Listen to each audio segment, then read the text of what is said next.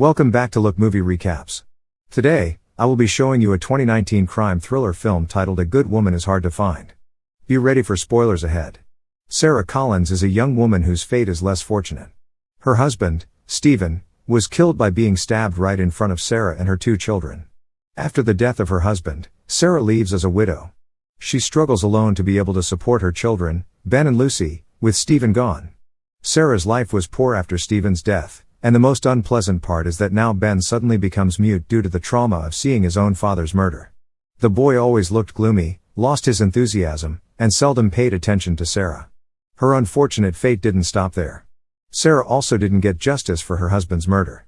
The police did nothing to catch the killer because his crime was instead considered a natural death, the result of an argument between thieves. Yes, Stephen's profession during his life was a thief. This is what makes the police perhaps too lazy to investigate the case, making Sarah continue to wonder and wait with uncertainty. Her mother was annoyed that Sarah remained silent when treated like that. She regretted her daughter's decision because she agreed to marry Stephen, which actually made Sarah's life miserable. Despite facing financial difficulties, Sarah ignored her mother's advice and refused to return to her parents' house. One day, after returning from her husband's grave, Sarah encountered Tito, who forcibly entered her apartment. Tito had just robbed a drug lord named Leo and managed to take a bag of illegal drugs with him. Tito had been hiding there the whole day before finally, Sarah kicked him out. When Leo's men no longer saw Tito around the apartment, Tito became Leo's most sought-after prey. His life was clearly in danger, but the problem now is that he got Sarah involved in the mess he made. Tito went back to Sarah's apartment the following day, where he had hidden the stolen drugs in the toilet. He offered Sarah money from the sale of the drugs, but Sarah declined out of fear.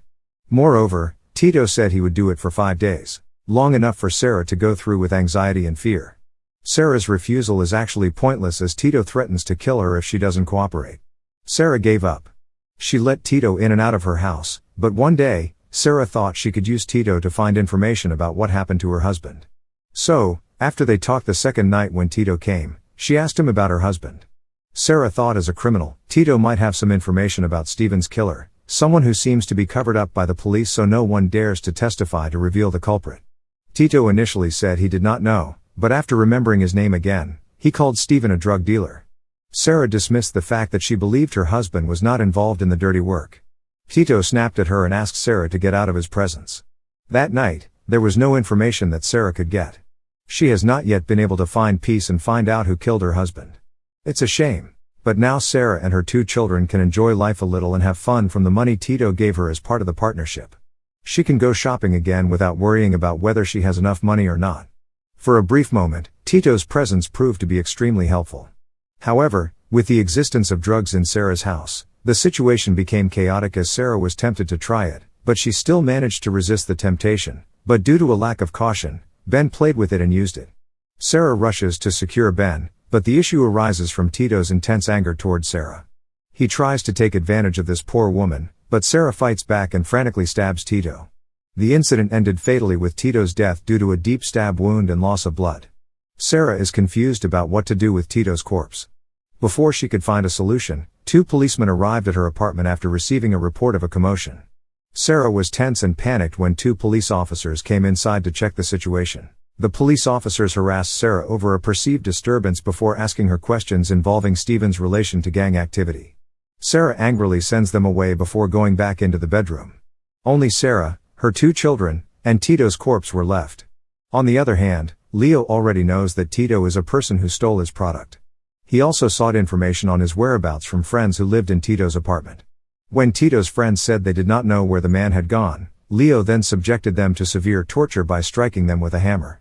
Sarah is still safe so far, and she was occupied with purchasing the necessary tools to cut Tito's body.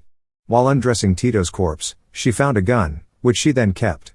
After that, she began slicing Tito's body into pieces.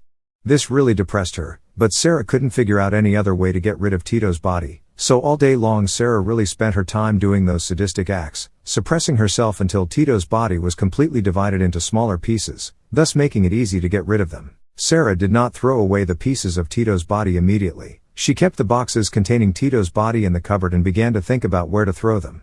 For a moment at least, Sarah could rest easy. She started to get busy again taking care of her 2 kids, especially Ben. With his speech problems, Sarah finally takes Ben for therapy, At this time, Lucy keeps mentioning Tito's name. She didn't realize that Leo was there, hearing Lucy say Tito's name.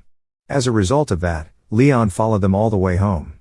At the house, Sarah had a guest, not someone sent by Leo, but a woman from social services who received a report from the police that Sarah's children might need to be placed in an orphanage because Sarah was not taking good care of them.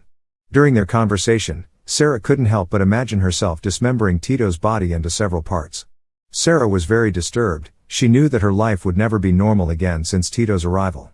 Now she has become a murderer, even though the action was taken in order to defend herself and protect her children from the officer from the social services. They then asked her what happened last night. However, Sarah simply stated that the man who had entered her apartment yesterday attempted to force his way in, and she fought back until the man left. Sarah certainly did not tell the full version since she's not that crazy to throw herself in jail. The social service officer then left after receiving this information from her report. In the evening, after Sarah read her children's fairy tales, she left the apartment with a worn face, carrying black bags filled with pieces of Tito's body. Sarah threw them in various trash cans around the apartment. Everything was thrown away until there was nothing left in his cupboard but his head. The next day, when Sarah came out of the apartment, she saw two of Leo's men waiting across the street. Of course, Sarah panicked. She tried to take her children away from them. Unfortunately, her efforts were only to be wasted because when they walked far from the apartment, two of Leo's men stopped them. It didn't take long for Leo to come. Then, upon seeing Leo, Ben instinctively reacted with panic. He runs away and almost gets hit by a garbage truck. Luckily, the truck still had time to brake. Suddenly, some cleaners come down after seeing Sarah, who seems to be in some trouble. Their presence was enough to help Sarah escape. From the clutches of Leo's men, she also ran over to Ben while the garbage man fought with Leo's men, who were cruel and unforgiving during their fistfight. Sarah pointed at Leo and asked Ben if he was the one who killed his father. Ben confidently nodded, but his face remained filled with fear. When Sarah noticed that Leo was still having fun beating up the janitor, she immediately took her children and fled. Sarah hid in her mother's house. She did not know if it would be safe to be there, but she had nowhere else to go. Her mother could sense the fear on her face and knew that something was wrong with her daughter. However, Sarah was reluctant to disclose the situation, fearing that her mother would be disappointed in her. Sarah understands that she must solve everything on her own. It might be very risky, but Leo must be stopped by Sarah herself. That night, after telling Lucia's story, Sarah promised Ben that Leo would never bother him again. When Sarah went downstairs, she found Leo sneaking in. Sarah said if Leo really wanted Tito, she would take him to his place but asked for an hour to do it. Leo also complied with Sarah's request to keep her word. So that very night, Sarah immediately returned to her house, which was already in ruins because Leo and his men had come there. Sarah had time to lay down, but her head turned to the cupboard where the black plastic bag containing Tito's head was still tucked away in a corner. Sarah then mustered up her courage. She dressed up beautifully, marking the first time she had done so since Stephen's death, and then headed to the bar. She takes the bag containing Tito's head to Leo's headquarters, where he and his men are already waiting for her. At first, Leo was angry because he didn't see Sarah coming with Tito, but after Sarah took Tito's head out of the bag, everyone in Leo's room fell silent. Leo couldn't even believe what he was seeing at that time. His face turned frantic and horrified. One of Leo's men called Sarah a psychopath. Leo laughed along with everyone else. He hadn't anticipated Sarah's bravery and hadn't yet considered her a threat until Sarah said her husband's name and pulled out a gun hidden in Tito's head. Sarah said that she even had the nerve to mutilate Tito, so it wouldn't be difficult to kill Leo and his men. She shot both of Leo's men, then did the same to Leo. She also asked Leo about the reason he killed Stephen. Gasping for breath, Leo claimed that Stephen had interfered in his affairs, a move he didn't like, and therefore he decided to kill him. As he was explaining, Leo's hand was secretly reaching for a gun that was not far from his body. He waited for Sarah to let her guard down to shoot, but the chance never came because Sarah shot Leo first with 2 bullets, finishing him off with a fiery vengeance. Lastly, Sarah also hit the head of Leo's man who was still alive with a hammer. With nothing left, Sarah exits after taking the security footage of the bar. That night, the police never uncovered the crimes she committed because they connected the deaths of Leo and his men to gang conflicts, as evidenced by the discovery of Tito's head at the scene. Leo's murder was also considered a case of revenge between fellow drug kingpins. After a few weeks, Sarah continues to lead a fulfilling life with her 2 children. She appears happier now. Nothing bothers her anymore as her life continues to proceed normally, even without Stephen's presence. But one thing is clear, She knows now that Steven was never a drug dealer as rumored.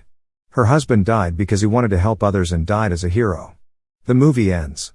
Thank you for watching. Please subscribe, like and comment for more recaps. Have a great day.